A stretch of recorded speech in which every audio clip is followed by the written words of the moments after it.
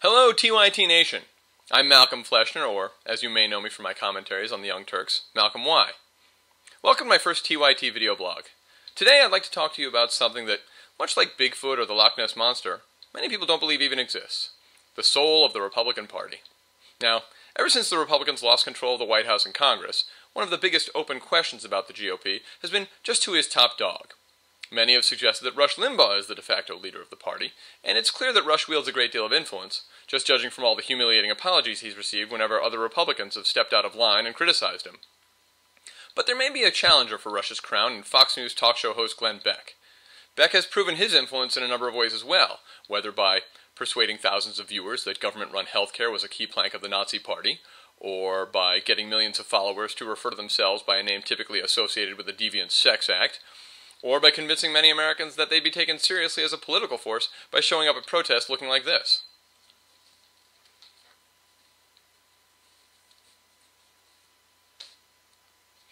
So, the competition is pretty tough. It's like a real-life horse race, except that in this race, only the horses' asses are competing. Now, there have been indications that Rush is feeling the heat. He referred to Beck's promotion of the so-called 9/12 rallies as cheap and disingenuous, but then at another point he took credit for Glenn Beck by referring to Beck's success as a phenomenon he had spawned. And my apologies for any images conjured up of Rush Limbaugh spawning Glenn Beck. You thought teabagging was disgusting. Now, for his part, Beck hasn't risen to the bait. He's offered nothing but praise for Limbaugh and said that he owes all of his success to Rush. But of course that's exactly what he's supposed to say, isn't it? He's like that second-string NFL quarterback who talks about wanting the starting QB to do well, but every week he prays for a defensive lineman to come along and give the start of the old Joe Theismann treatment. So, even though he says all the right things, it's clear that Beck has Rush in his sights.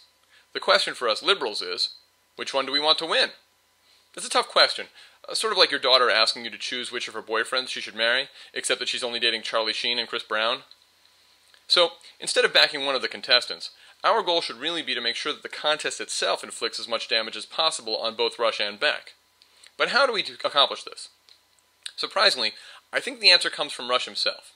As you may recall, a few months ago, Limbaugh went on the air to quote from what he told listeners was the president's college thesis, in which Obama allegedly claimed a constitutional basis for government redistribution of wealth. Later on, of course, it turned out that the thesis was just a joke someone posted on the internet, and Limbaugh was dumb enough to fall for it. But that was okay by Rush, for, as he put it, and this is exactly what he said, "We stand by the fabricated quote, because we know Obama thinks it anyway. That's how it works in the media today." So, as Rush himself now says, the truth is whatever you want it to be. Who cares if a quote is made up? If you want it to be true, that's good enough. Well, I think we on the left should embrace this new standard and start spreading a few choice quotes of our own that could help stir the pot between Rush and Beck. Like, for example, did you know that Rush said this? "Glenn Beck has done a wonderful job building his audience by complaining that the government is bugging his underwear drawer. And he's a Mormon, so you know he's an expert on underwear. Many people have criticized Beck just because he can't go 10 minutes without crying like a frightened little girl, but not me. I applaud Glenn for not trying to hide his serious mental illness and the fact that he frequently wets his pants behind the desk." So that's what Rush said, or so I'm claiming. Not to be outdone, Beck had his own choice words for Rush when he said the following. "I really admire Rush. He's such an amazing talent that even though he's gained all that weight back and is back to popping Oxycontin like they're Tic Tacs, he still manages to produce the same exact broadcast he's been doing for, what, like 50 years? Plus his fans are so loyal, I have no doubt that they'll stand by him even when it gets out that his so-called heart attack was actually caused by a botched anal bleaching procedure." Now I've posted these absolutely 100% authentic sounding quotes below for you to all to copy and paste and then forward along, and let the internet work its magic. In no time I expect them to be picked up by the Drudge Report, TMZ, Politico, and all the rest until Rush and Beck are forced to respond. And then let the fireworks begin.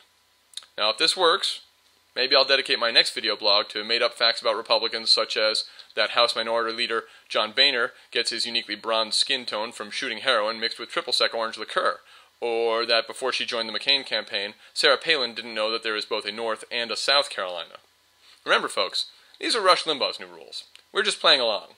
So until next time, this is Malcolm Fleschner saying, stay strong, nation!